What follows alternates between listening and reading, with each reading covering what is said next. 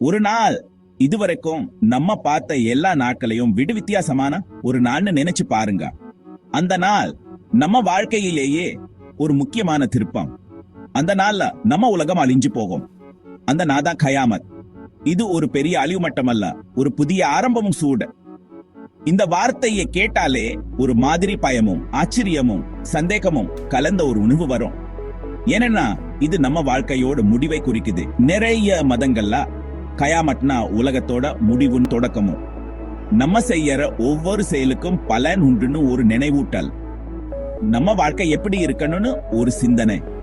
இந்த வாழ்க்கையில மட்டும் இல்ல, அடுத்த வாழ்க்கையிலையும் நம்ம செயல்கள் நம்ம எப்போதும் தொடரும்.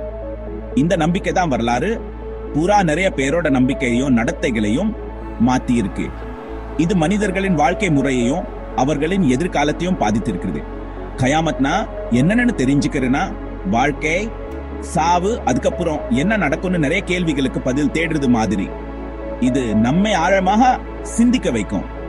நம்ம நம்பிக்கைகள், பயங்கள், எதிர்காலத்துக்கான நம்பிக்கைகள், இது எல்லாத்தையும் பத்தி தெரிஞ்சுக்குதான் கயாமத். இது நம்மை நம்முடைய வாழ்க்கையை மறுபரிசீலனை செய்ய வைக்கும். வாங்க, கயாமத்னா என்ன, அது மனுஷங்க மேல எப்படி பாதிப்பை ஏற்படுத்தி இருக்குன்னு பார்க்கலாம். இந்த பயணம் நம்மை நம்முடைய நம்பிக்கைகளின் ஆழத்தை ஆராய வைக்கும்.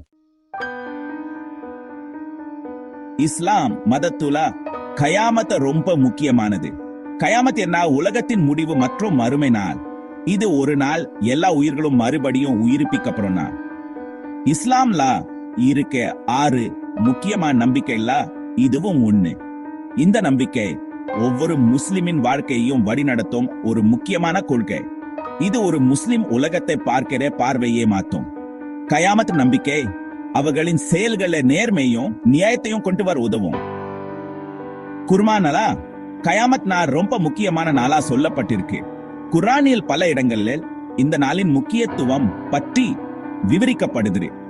அன்னைக்கு அல்லாஹ் இதுவரைக்கும் வாழ்ந்த எல்லா உயிர்களையும் உயிர்ப்பிப்பார்னு நம்பிக்கை. இந்த நாள் மனிதர்களின் செயல்களை மதிப்பீடு செய்யும்னா ஒவ்வொருத்தரும் அவங்க பூமியில செஞ்ச செயல்களுக்கு பதில சொல்லணும். நல்ல செயல்கள் செய்தவர்கள் பரிசு பெறுவார்கள், கெட்ட செயல்கள் செய்த தண்டனை பெறுவார்கள். நல்லா வாழ்ந்தவங்க, நல்லது செஞ்சவங்க, அல்லாஹே மேல நம்பிக்கை வெச்சவங்க சொர்க்கத்துக்கு போவாங்க. சொர்க்கம் அழகான தோட்டங்களும் நதிகளும் நிறைந்த இடம். கெட்ட வழியில போனவங்க, அல்லாஹோட வழியை விட்டுட்டு தப்பான வழியில போனவங்க நரத்துக்கு போவாங்க. நரகம் துன்பமும் வேதனையும் நிறைந்த இடம். இந்த நம்பிக்கை தான் முஸ்லிம்களை நல்லா வாழ வைக்குது. கயாமத்னா முடிவு இல்ல, அது ஒரு புது ஆரம்பம், நித்திய வாழ்க்கையோட ஆரம்பம். அங்க நல்லவங்களுக்கு நல்லது நடக்கும். இந்த நம்பிக்கை அவர்களின் வாழ்க்கையே நியாயமாகவும் நேர்மையாகவும் வாழ்வுதவும். இறுதி தீர்ப்பு நாங்கது இஸ்லாம்ல மட்டும் இல்ல, உலகம் முழுக்க நிறைய மதங்கள்ல கலாச்சாரங்கள்ல இந்த நம்பிக்கை இருக்கு. பேர் சில விஷயங்கள் மாறுபட்டாலும் முக்கியமான கருத்து ஒன்னாதான் இருக்கு. இந்த நம்பிக்கைகள் ஒவ்வொரு கலாச்சாரத்திலும் தனித்தன்மையா இருந்தாலும் ஒட்டுமொத்தமா மனிதர்களின் வாழ்க்கை, மரணம், மறுபிப்பு மற்றும் இறுதி தீர்ப்பு பற்றிய கேள்விகளுக்கு பதில் தேடுறது.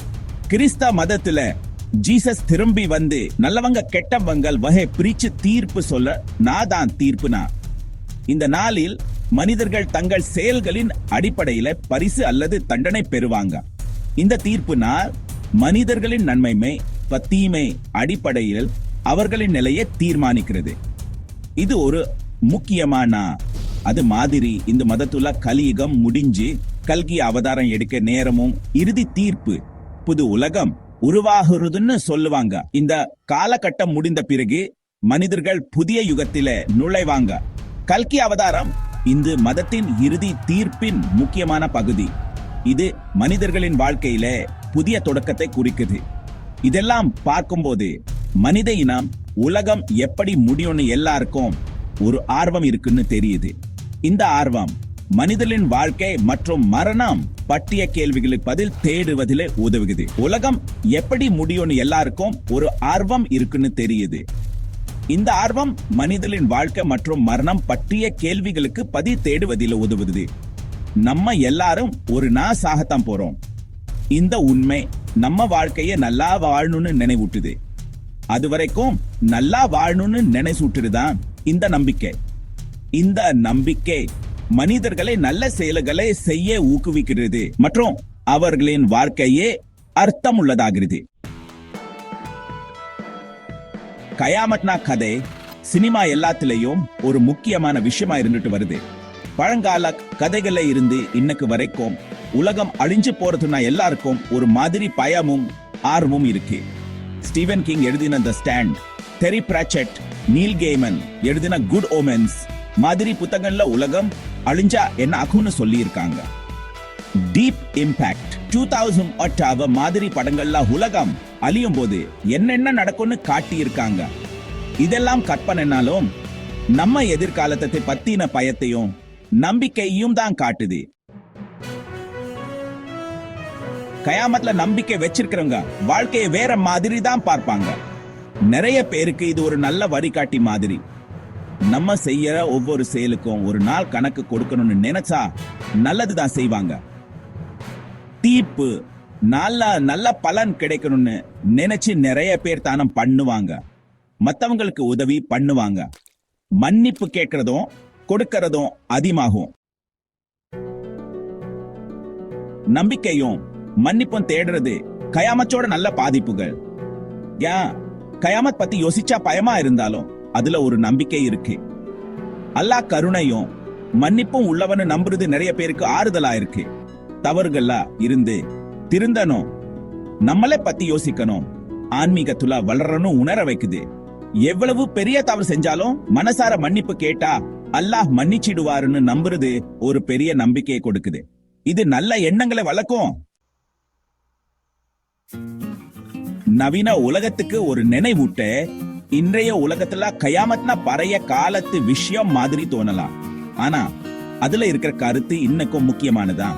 இன்னைக்கு நம்ம உலகம் சுற்றுச்சூழல் மாசு, சண்டைகள், அநியாயங்கள்னு நிறைய பிரச்சனைகளை சந்திச்சுட்டு இருக்கு. கியாமத் நினைவூட்டுற விஷயங்கள் நம்மளை யோசிக்க வைக்கும். நம்ம செய்யற ஒவ்வொரு செயலுக்கும் விளைவுகள் உண்டு. அது நமக்கு மட்டும் இல்லல்ல, நம்ம சந்ததியினருக்கும் தான். சுற்றுச்சூழலை பாதுகாக்கணும், எல்லாரையும் மரியாதையா நடத்தணும், நியாயமான சமுதாயத்தை உருவாக்கணும் நினைவூட்டு கயாமத். கடந்த காலத்துல இருந்து கத்துக்கிட்டு நல்ல எதிர்காலத்தை உருவாக்குறது. கயாம எப்போ எப்படி வரும்னு யாருக்கும் தெரியாது. ஆனா அத பத்தி யோசிக்கிற நம்மளே நல்ல மாற்றங்களை செய்ய வைக்கும். என்ன முக்கியம்னு நினைவூட்டும். அன்பு, கருணை, நல்ல விஷயங்களை விட்டுட்டு போறது, இதெல்லாம் தான் முக்கியம். கயாமத்ல இருந்து நல்ல பாடங்களை கத்துக்கிட்டு நியாயமான, அமைதியா, நல்ல புரிதல் உள்ள எதிர்காலத்தை உருவாகணும். முடிவுரே கயாமத்தோட பாடங்களை கத்துக்குது. கயாமத்னா ஒரு வலிமையான கருத்து. வரலாறு பூரா கோடிக்கணக்கான மக்களோட நம்பிக்கைகளையும் செயல்களையும் மாத்தி இருக்கு. நம்ம எல்லாரும் ஒரு நாள் சாகத்தான் போறோம். நல்லா வாழணும், நியாயமான மறு வாழ்க்கை கிடைக்கும் நம்பிக்கை கொடுத்துதான் கயாமத். இறுதி தீர்ப்பு நான்னா பயமாவும் ஆச்சரியமாவும் இருந்தாலும் அதுல நம்பிக்கை, மன்னிப்பு, புது ஆரம்பம் இதெல்லாம் இருக்கு. கயாமத்தோட பாடங்களை கத்துக்கிட்டா நல்ல வாழ்க்கை வாழலாம்.